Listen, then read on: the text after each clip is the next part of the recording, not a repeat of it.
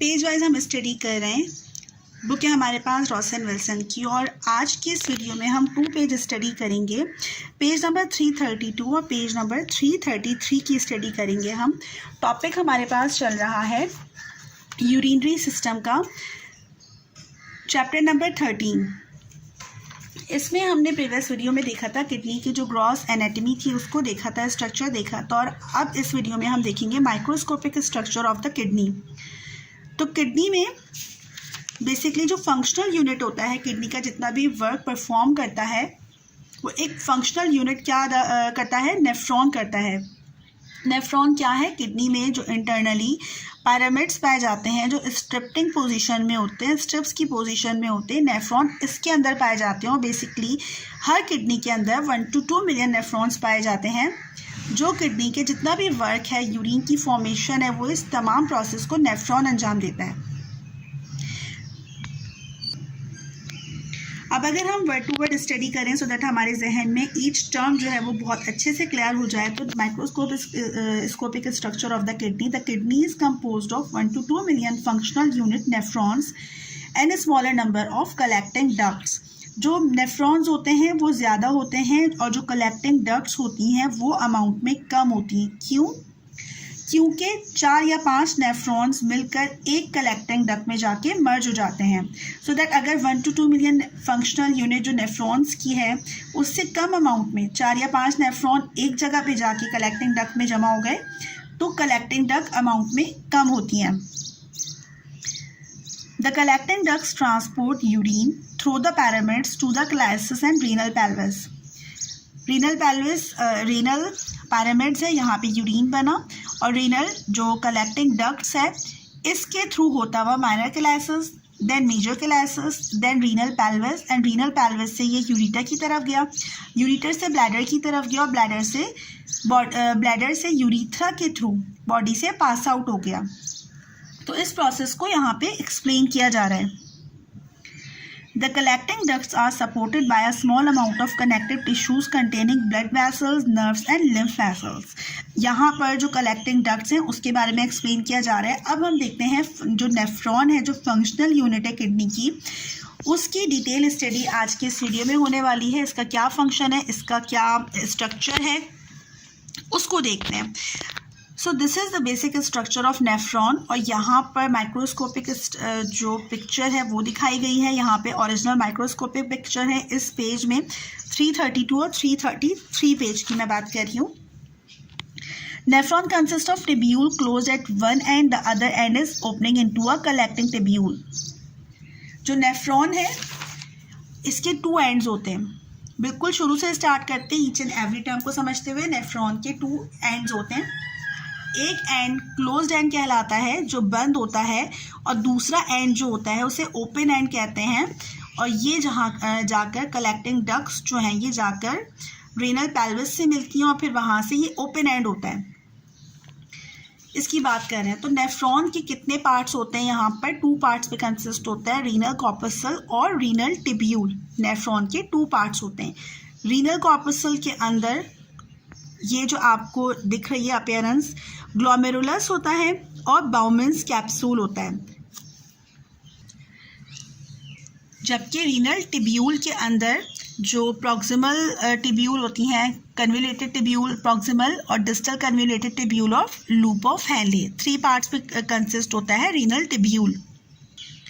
तो नेफ्रॉन का जो पहला पार्ट है रीनल कॉर्पसल, इसमें जो 2 पार्ट्स होते हैं, बाउमेंस कैप्सूल और ग्लोमेरुलस। तो ग्लोमेरुलस क्या होता है, इसके अंदर कैपिलरीज ऑफ आर्टेरियूल्स पाई जाती हैं जिसके अंदर ऑक्सीजनेटेड ब्लड होता है। तो रीनल आर्टरी के थ्रू किडनी के अंदर जब ब्लड आता है और फिल्ट्रेशन का प्रोसेस स्टार्ट होता है, वहीं से शुरू करते हैं कि रीनल आर्टरी से ब्लड आया एफरेंट आर्टेरियोल के थ्रू इस ग्लोमेरुलस के अंदर। ये ग्लोमेरुलस रेड स्ट्रक्चर जो आपको दिख रहा है, और अगर इसको इलेक्ट्रॉन माइक्रोस्कोप से जूम करके हम देखें तो ये टफ लाइक अपीयरेंस होती है, और ये ओरिजिनल पिक है। तो इसके अंदर क्या होता है, ऑक्सीजनेटेड ब्लड पाया जाता है। तो रीनल आर्टरी से जब ब्लड आया एफरेंट आर्टेरियोल के थ्रू इस ग्लोमेरुलस के अंदर, तो इसने टफ लाइक अपीयरेंस बनाई और फिर ये बाहर निकल गया थ्रू इफरेंट आर्टेरियोल।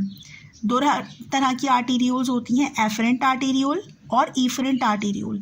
जो एफरेंट आर्टेरियोल है वो किडनी के अंदर ब्लड लेकर आई नेफ्रॉन के अंदर, और जो इफरेंट आर्टेरियोल है ये नेफ्रॉन से ब्लड को बाहर लेकर गई। तो इन दोनों के नाम में थोड़ा सा कन्फ्यूजन हो जाता है कि पहले कौन सी आर्टरी आई, कौन सी आर्टेरियोल है। तो जो सीक्वेंस वाइज अगर हम देखें तो एक पहले आता है, तो एफरेंट आर्टेरियोल पहले आएगी जो किडनी के अंदर नेफ्रॉन का जो इसके अंदर ग्लोमेरुलस है ये ब्लड लेकर आई, और इफरेंट सीक्वेंस के हिसाब से बाद में आता है, तो इफरेंट आर्टेरियोल के थ्रू ये ब्लड बाहर लेकर गई। अब ये जो ग्लोमेरुलस है ये टफ लाइक अपीयरेंस बनाता है, जिससे हम और इसको जिस चीज़ ने सपोर्ट किया हुआ है, इट्स लाइक जो मैगीज़ होते हैं, अगर उसको हम किसी बाउल में रख लें तो ये उस तरह की अपीयरेंस देता है कि जो टफ लाइक स्ट्रक्चर है इसको कवर किया हुआ है, इसको होल्ड किया हुआ है किसने, बाउमेंस कैप्सूल या ग्लोमेरुलर कैप्सूल, ये एक ही नाम है, इसने होल्ड किया हुआ है ग्लोमेरुलस को, which almost completely encloses a network of tiny arterial capillaries, the glomerulus. They resemble a coiled tuft like इसकी जो coiling structure है उसको इसको resemblance दी गई है and shown in figure. Continuing from the glomerulus capsule, the remainder of the nephron is about 3 centimeter long. ये जो nephron का बाकी पार्ट है जिसे रीनल टिब्यूल्स कहते हैं। टिब्यूल्स क्यों कहा गया है, क्योंकि अंदर प्रॉक्सिमल कन्वोल्यूटेड टिब्यूल होती है, मेड्यूलरी लूप होता है, और फिर डिस्टल कन्वोल्यूटेड टिब्यूल्स होती हैं जो आगे जाके कलेक्टिंग डक्ट्स बनाती हैं। तो टिब्यूल का जो वर्ड है क्यों कहा गया है, इसका जो सेकंड पार्ट है नेफ्रॉन का, क्योंकि ये टिब्यूल लाइक स्ट्रक्चर है, ट्यूब लाइक स्ट्रक्चर है, जिसके थ्रू यूरिन पास आउट होता हुआ गुजरता है, और फिर आगे जाके ये कलेक्टिंग डक्ट्स किससे मिलती हैं, रीनल पेल्विस से मिलती हैं।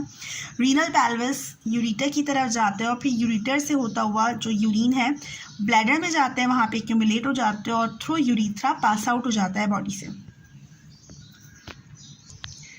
इसका अगर हम सेकंड पार्ट देखें, ये जो ग्लोमेरुलस कैप्सूल है इसका अगर हम सेकंड पार्ट देखें तो ये आगे जाकर पेरिटिब्यूलर कैपिलरीज बना रहा है। पेरिटिब्यूलर कैपिलरीज किसको सराउंड की हुई होती हैं, इसका नाम क्यों ऐसा है, क्योंकि इसने जो टिब्यूल्स हैं इसको सराउंड किया हुआ है, जो रीनल टिब्यूल्स हैं इसको सराउंड किया हुआ है। रीनल कॉर्पस्कल में ग्लोमेरुलस और बाउमेंस कैप्सूल हो गए, और इसके बाद जो रीनल टिब्यूल है इसके अंदर ये 3 चीज़ें हो गई। प्रॉक्सिमल इसको क्यों कहा गया है, प्रॉक्सिमल का मतलब जो मेडिकल टर्म है उसका होता है नियर का, तो नियर का मतलब ग्लोमेरुलस के करीब तरीन जो टिब्यूल्स हैं उसको प्रॉक्सिमल टिब्यूल कहते हैं। एंड देन ये आगे जाकर मेड्यूलरी लूप, मेड्यूलरी क्यों कहा गया, क्योंकि ये मिड में मौजूद है, नेफ्रॉन का ये पार्ट जो मिड में मौजूद है इसको मेड्यूलरी लूप कहा गया है, लूप ऑफ हेनले भी इसको कहा जाता है। तो इसके 2 पार्ट्स हैं, descending loop of Henle, ascending loop of Henle. Descending का मतलब होता है नीचे की तरफ और असेंडिंग का मतलब ऊपर की तरफ जाने वाले।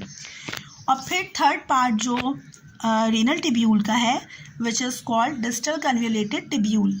डिस्टल का मतलब होता है फार, यानी कि ये पार्ट जो है नेफ्रॉन का ये दूर है किससे, ग्लोमेरुलस से, तो डिस्टल कन्वोल्यूटेड टिब्यूल इसका थर्ड पार्ट हो गया। और फिर आगे जाके कलेक्टिंग डक्ट में ये पूरे टिब्यूल इसका ये पार्ट होता है रीनल टिब्यूल का। ये जो पेरिटिब्यूलर जो ग्लोमेरुलर ये जो आर्टेरियोल्स हैं ये क्या हुआ, पेरिटिब्यूलर कैपिलरीज में गई और फिर ये फर्दर डिवाइड हो गई और इसने सराउंड कर लिया बाकी तमाम टिब्यूल्स को। पेरिटिब्यूलर कैपिलरीज जो अटैच होती हैं वो पेरिटिब्यूलर वेन्स के साथ अटैच होती हैं, और ये तमाम वेन्स ऊपर जाकर जो मेन वेन से मिलती हैं जिसे रीनल वेन कहते हैं। ब्लड एंटर हुआ, यहाँ से फिल्टर्ड ब्लड एंटर हुआ, और ये विन्यूल्स, वेन्स से छोटी क्या होती है, विन्यूल्स होती हैं। तो जो कैपिलरीज होती हैं के अंदर ये आर्टरी है और ये वेन्स हैं। आर्टरी की सबसे छोटी आर्टरी क्या कहलाती है, कैपिलरीज कहलाती है, जो ब्लड वेसल्स होती हैं। लेकिन अगर उसके अंदर ऑक्सीजनेटेड ब्लड है तो वो जो है वो क्या कहलाएंगी, पेरिटिब्यूलर कैपिलरीज कहलाएंगी या आर्टरीज। तो ये आर्टीरियोल कहलाएंगी, और जिसके अंदर डीऑक्सीजनेटेड ब्लड होता है वो विन्यूल्स कहलाती हैं। तो आर्टेरियोल्स कहाँ से अटैच हुई, वेन्यूल्स के साथ, और वेन्यूल्स वापस ऊपर गई, वेन्स के साथ अटैच हुई। इसका ऐसे चार्ट जो है इस तरह से बनेगा, आर्टरी से आर्टेरियोल में गया, आर्टेरियोल से वेन्यूल, वेन्यूल से वेन्स में गया, और ये वेन्यूल्स कहाँ जाके मर्ज हो रही हैं, आगे इंफीरियर वेना केवा के साथ मर्ज हो रही है। Collecting ducts unite forming a large duct which empty into the minor classes. Kidney receive 20% of the cardiac output, यानी कि एवरी मिनट जो कार्डियक आउटपुट का ब्लड है वो कहाँ जा रहा है, किडनी की तरफ जा रहा है फिल्टर होने के लिए। After entering the kidney at the hilum the renal artery divide into smaller arteries and arterioles. इसी की बात हो रही है कि जब ये रीनल आर्टरी से ब्लड गया, एंटर हुआ, तो आर्टेरियोल्स में डिवाइड हो गया। In the cortex and arteriole, the afferent arteriole enter each glomerular capsule and then subdivided into a cluster of tiny arterial capillaries. इसको cluster of tiny arterial capillaries कहा गया है। Forming the glomerulus, glomerulus form किया, इसकी बात हो रही है, और इसी को zoom करके यहाँ पे बताया गया है। Between these capillaries, loops are connective tissues, phagocytosis, mesangial cells,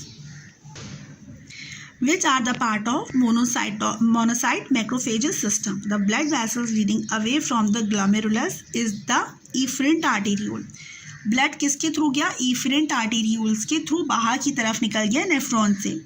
The afferent arteriole has a larger diameter than the efferent arteriole.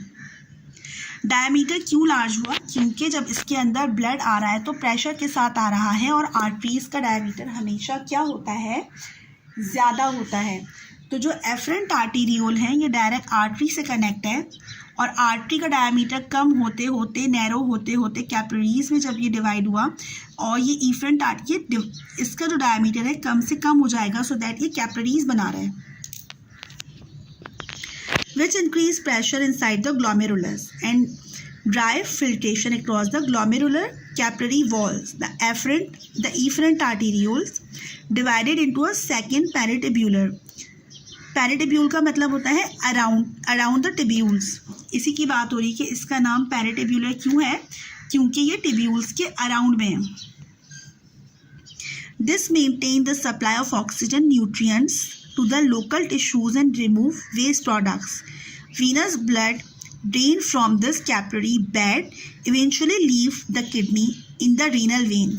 अब ये जो ब्लड है आर्टेरियोल का, ये वेन्यूल्स की तरफ जा रहा है, और वेन्यूल्स से वेन्स की तरफ, और वेन्स से मर्ज कहाँ हुई, ये रेनल वेन कहाँ मर्ज हुई, इंफीरियर वेना केवा से मर्ज हुई। The wall of the glomerulus and the glomerular capsule consist of single layer of flattened epithelium cells. The glomerular walls are more permeable than those of other capillaries. ये जो ग्लैमेरुलर है इसकी जो walls हैं epithelium cells पे consist हैं, जो single layered हैं। अगर इसको अंडर इलेक्ट्रॉन माइक्रोस्कोप देखें तो सिंगल वॉल्स पे कंसिस्ट होती है, और ये ज़्यादा परमिएबल होती है, क्योंकि इसने क्या करना होता है, जो ग्लोमेरुलस है इसके अंदर जो ब्लड है उसको सक करना होता है। उसको सक करने के बाद यहाँ पे जो फिल्ट्रेशन का प्रोसेस है ये हो रहा होता है। तो इस परमिएबल का क्या मतलब होता है, ऐसी मेम्ब्रेन जो आर पार चीज़ों को ले जा सके, जो उसके कंटेंट्स होते हैं उसको सक कर सके। The remainder of the nephron and the collecting ducts are formed by single layer of simple squamous epithelium. Nephron की जो बाकी लेयर्स होती हैं सिंपल स्क्वामस एपिथेलियम सेल्स पे कंसिस्ट होती हैं। The blood vessel of the kidney are supplied by both sympathetic and parasympathetic nerves. The presence of both branches of the autonomic nervous system control renal blood vessel diameter and renal blood flow independently of autoregulation. जो kidney के अंदर filtration का process हो रहा होता है वो autonomic nervous system के प्रेशर में या अंडर कंट्रोल हो रहा होता है, क्योंकि ह्यूमन्स या हम लोग नहीं बोल रहे होते बॉडी को कि अब यूरिन बनाओ, अब इसको फिल्टर करो। ये तमाम क्या होता है, हमारी इनवॉलेंटरली जो मसल्स होते हैं, इनवॉलेंटरली जो हमारा सिस्टम होता है वो इसको रेगुलेट कर रहा होता है। तो आज के वीडियो में हमने पेज 332 और 333 को माइक्रोस्कोपिक स्ट्रक्चर ऑफ नेफ्रॉन को स्टडी किया।